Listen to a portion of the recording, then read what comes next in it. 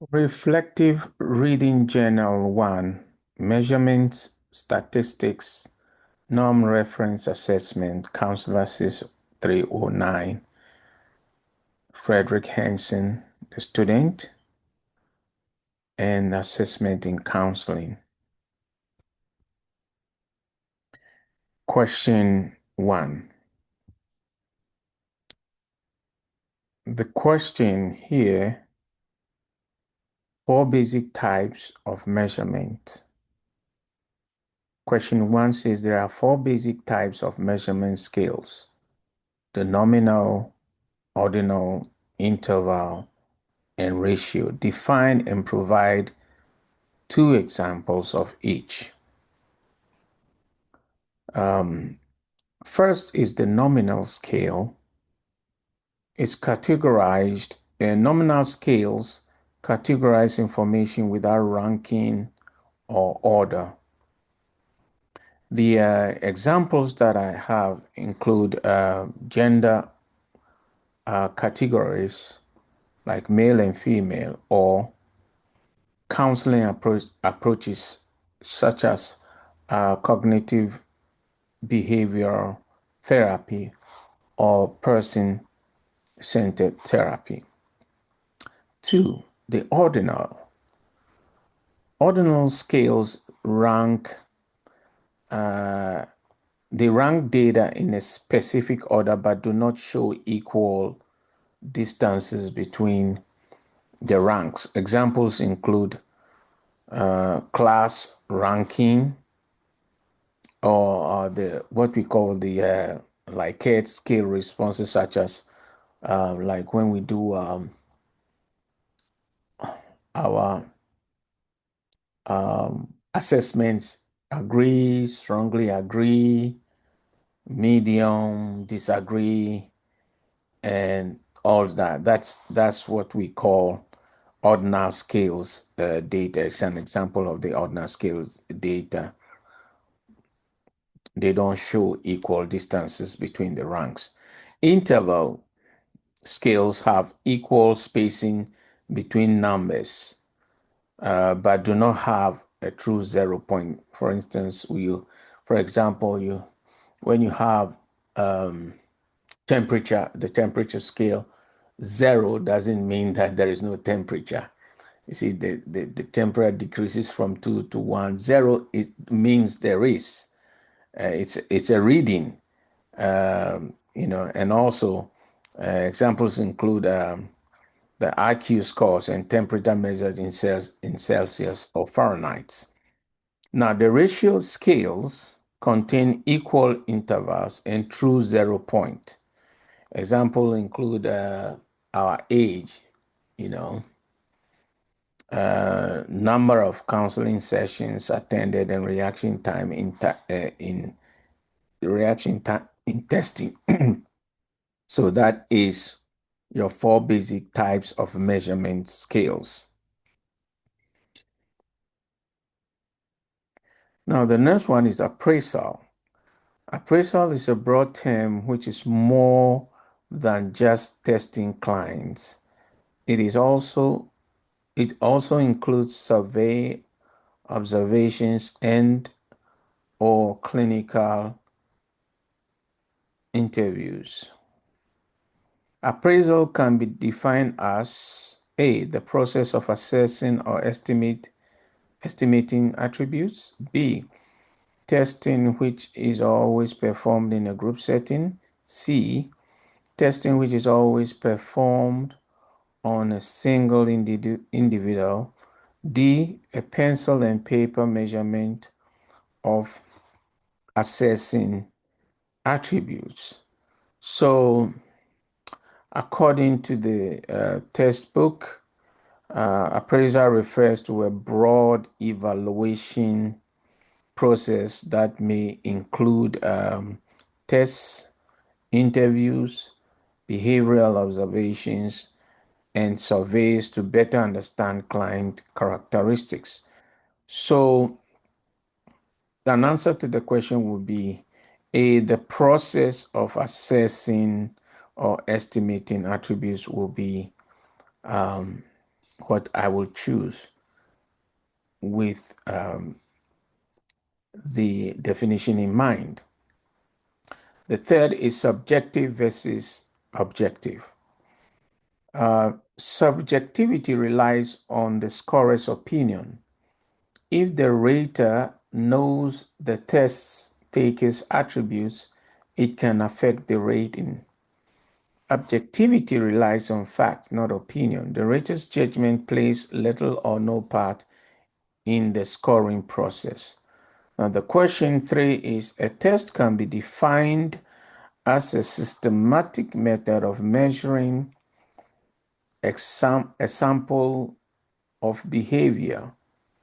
Test format refers to the manner in which test items are presented. The format of an essay test is considered and then format. We have the answers to be subjective, objective, very concise, and concise. Essay tests require interpretation by the scorer and therefore rely on judgment rather than strictly objective scoring. So the answer is subjective. The format of an essay test is considered a subjective format. The next question is difficulty index. The higher the number of people who answer a question correctly, the easier the item is, and the vice versa. For example, A 0.5 difficulty index will suggest 50% of those tested answered the question correctly, while 50% did not. Now, question 4 says that the dash index indicates the percentage of individuals who answered each item correctly. Now, A, difficulty, B, critical, C, intelligence, D, personal. Now, the difficulty index, according to difficulty index, the difficulty index helps determine how easy or difficult a test item is based on the percentage of the people who answered it correctly. So I'm looking at this a very tricky one for me, but I'll go with the difficulty index indicates the percentage of individuals who answered each item correctly because it's straightforward, the difficulty index. Different tests. Now we have the speed test, the power test, the achievement test. And then we have the spiral test, cyclical tests, vertical test, horizontal tests. Now, question 5 says that a test battery is considered. A test battery, what we know about test battery, the test battery measures multiple abilities or traits during the same testing section. So if it's multiple, then it's horizontal. The test battery is considered a horizontal test. Now, the next is correlation. We'll have it from -1 to plus, positive correlation closer to 1, negative correlation closer to -1. Correlation does not equal causation, okay? Or just a relationship among variables. Now, correlation, question 6. If data supports the studying a lot leads to high scores in NCE, then the correlation between study time and NCE scores will be,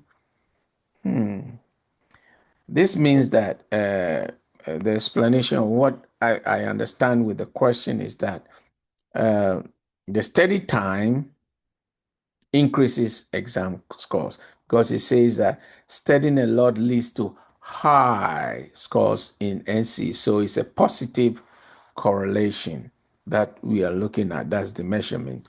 Now, 7 is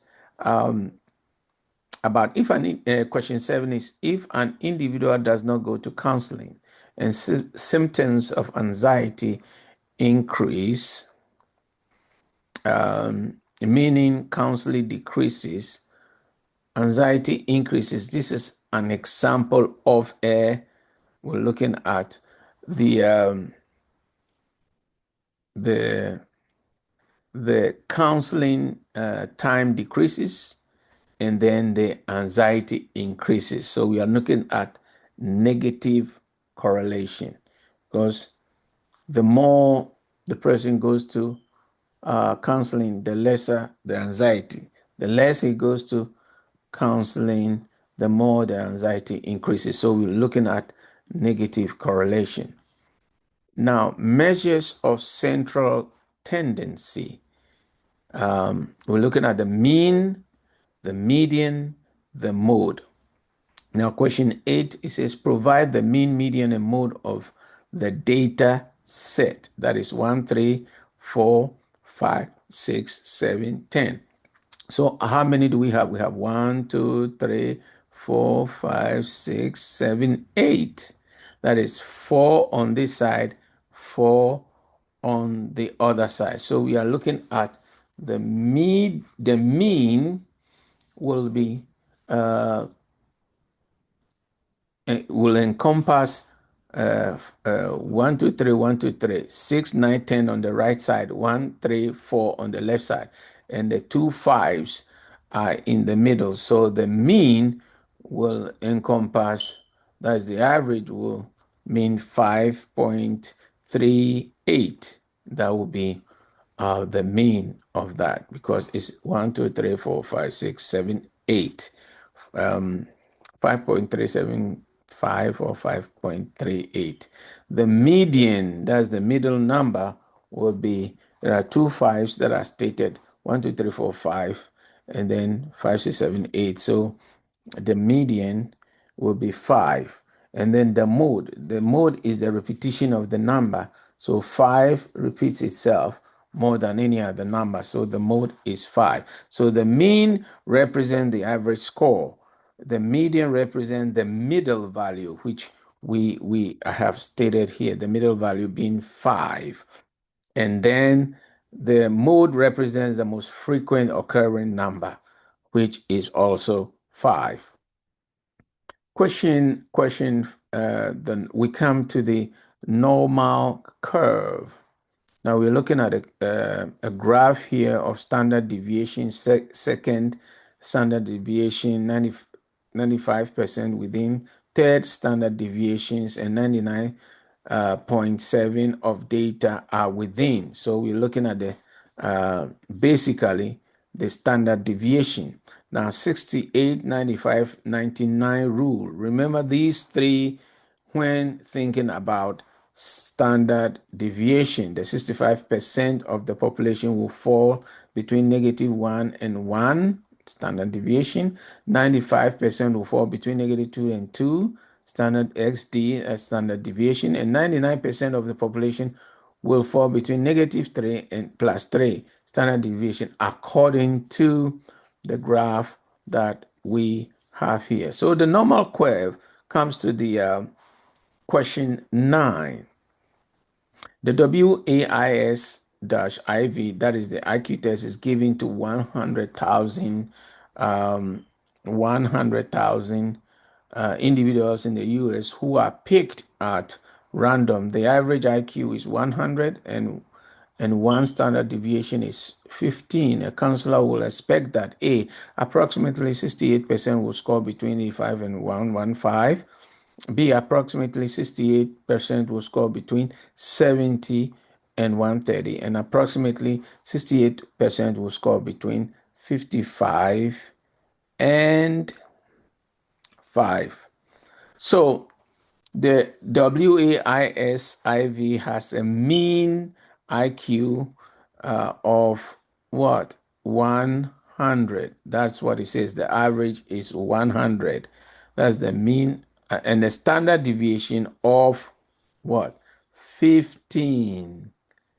You see, the mean is and the standard deviation. So the counselor would expect that um, approximately 68% will score between 85 and 115. See, when you're looking at the standard deviation according to the standard deviation of what? 15. That's the 68% will score between that. So um, between 85 and 115. The normal curve, question 10, it says the WAISIV, that is the IQ test, is given to 100,000 individuals in the US who are picked at random. The average IQ is 100 and one standard deviation is 15. Okay, about 99% of the people will score within 3 standard deviation of the mean. This will include scores from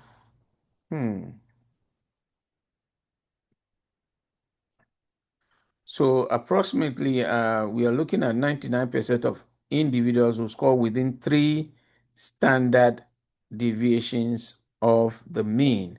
So looking at the graph, the normal 99% of the data are within 3 standard deviation of the mean. So that is what it is there. So we are looking at 55 to 145. So the answer will be C, 55 to 145. Now, question 11 is the normal curve. The IQ test is given to 100,000 individuals in the US who are picked at random. The average IQ is 100. That's the mean. And one standard deviation is 15. Individuals with scores from 70 to 130, that is the second deviation of the mean, will include which percentage of the population? So let's look at the second deviation of the mean. We're looking at what? 95% falls within the second deviation. So the answer is B, 95%, which is correct. So question 12. Question 12, positively skewed. So there is a graph here. Positively skewed refers to a majority of the scores falling on the low end. That's what the graph of the distribution. If an exam is positively skewed, that means that the majority of the scores are high 90s or low 70s. So if the exam is positively skewed, the majority of the scores are A, low scores, student fail. So the majority of the scores are low, that is, students fail. So you look at the mean and the long tail over there, that is the positives, which means that they fall under the under failure. So a positive skew indicates that most scores are clustered at the lower end of the distribution as we look at it. So there's A is students failed. Negatively skewed, we're looking at a graph that progresses and to a mode from mean, median to a mode and then falls.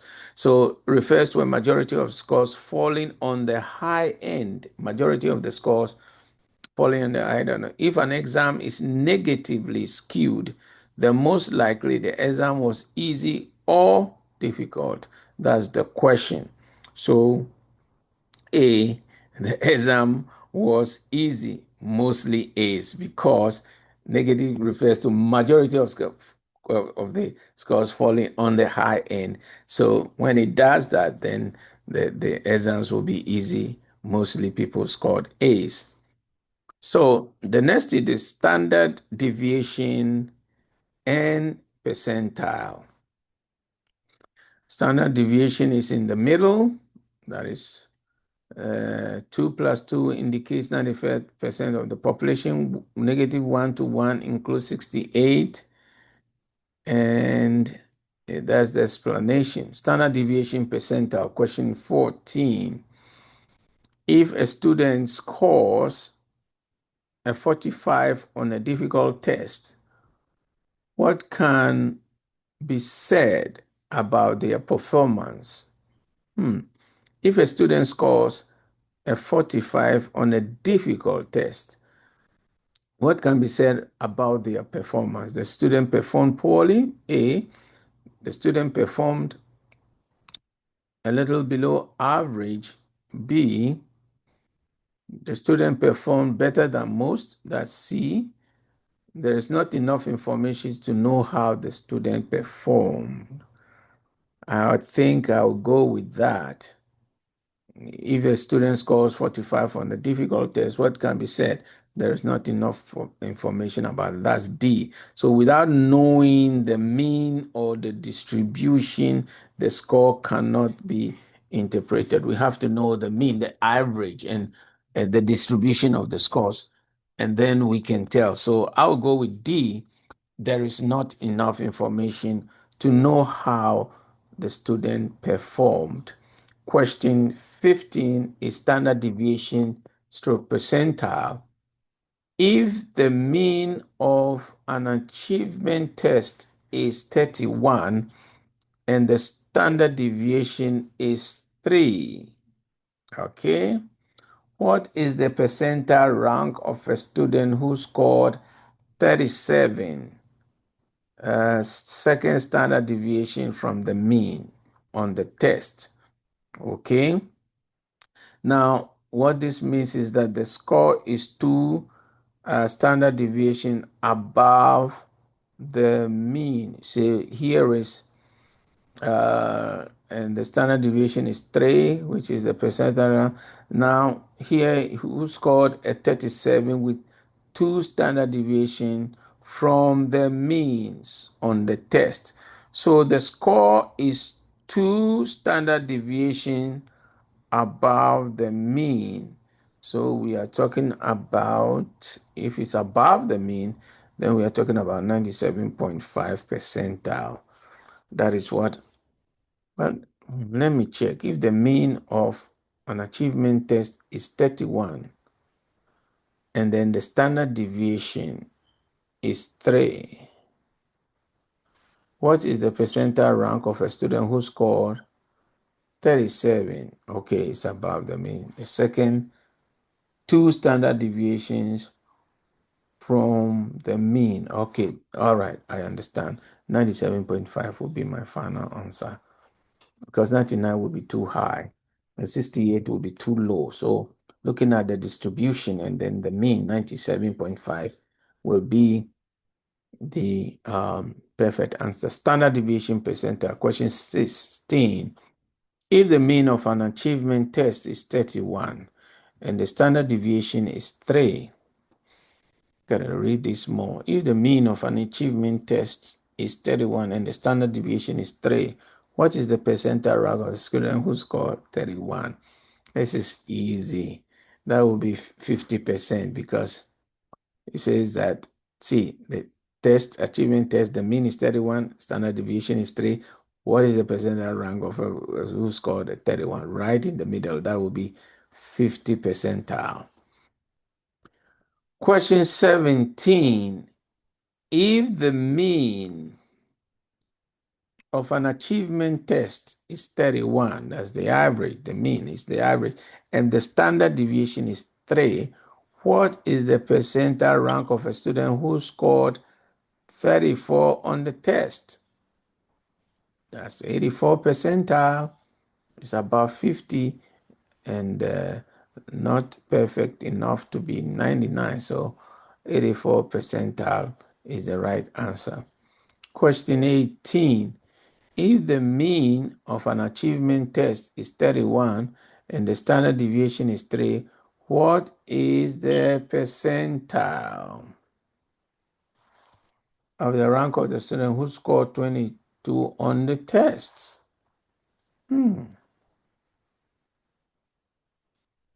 If the mean of an achievement test is 31 and the standard deviation is 3, what is the percentile rank of a student who scored 22? That's low. That's not even 50%. That's low. That's great. That's greater than I think less than the 1 percentile. Okay, so that is the answers to my question. Thank you very much, and bye for now.